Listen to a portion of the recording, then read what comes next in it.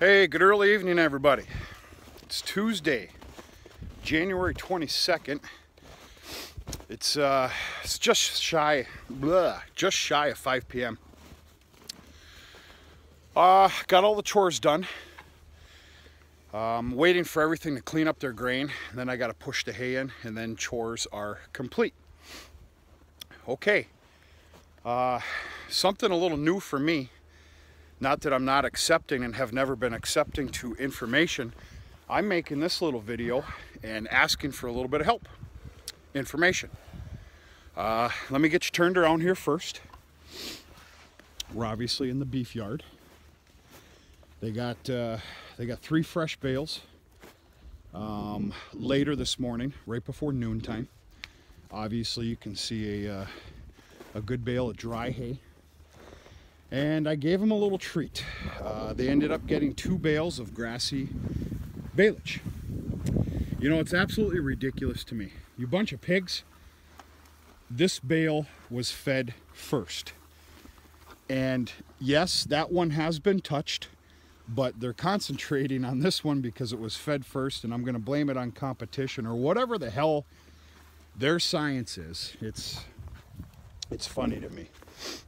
Kind of neat, actually, if you think about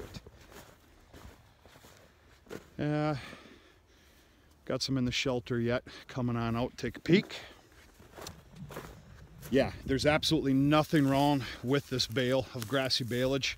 It was just fed second. But, okay, here's my question to all of you. We're going to talk about feeding baleage to your beef cows. Beef cows that calf in the spring.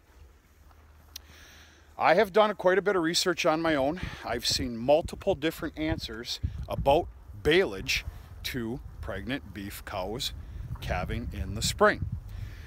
I have seen a couple times. Mind you, we're talking about alfalfa here. Pure alfalfa, dripping of all that good fluids, baleage.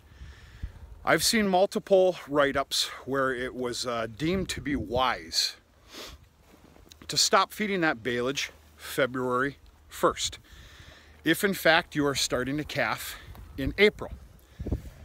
Well, here's the deal. I do have a nice line of alfalfa baleage. I am so looking forward to opening that up. I haven't opened it up yet, folks.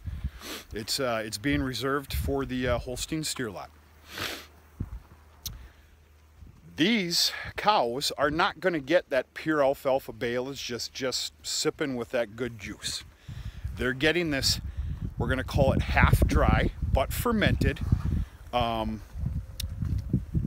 grassy baleage. I am going to fully assume that I can continue feeding these beef cows. If anybody has an appropriate answer for me based on the fact that you've done it, I would really love to hear it. In fact, I'm almost positive Brad Larson Valley Farms, hey buddy, I'm pretty damn sure you can probably answer this question.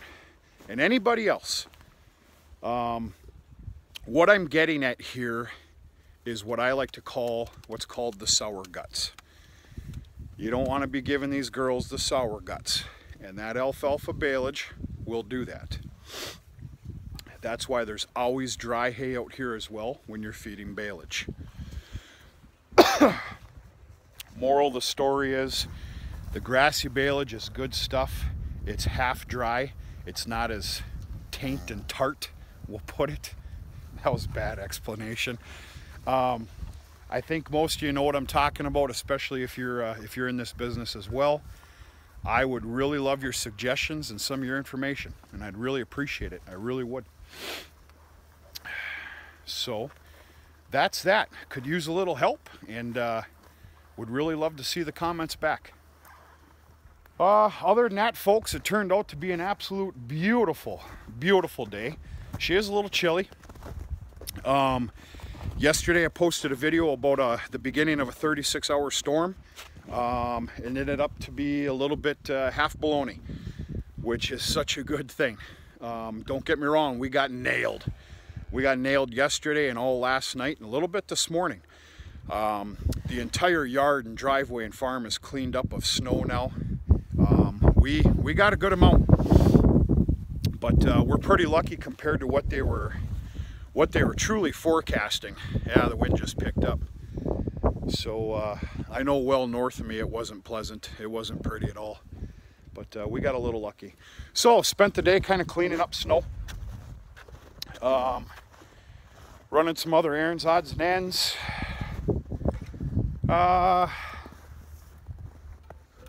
got to finish up chores tonight. Here just in the next 20 minutes.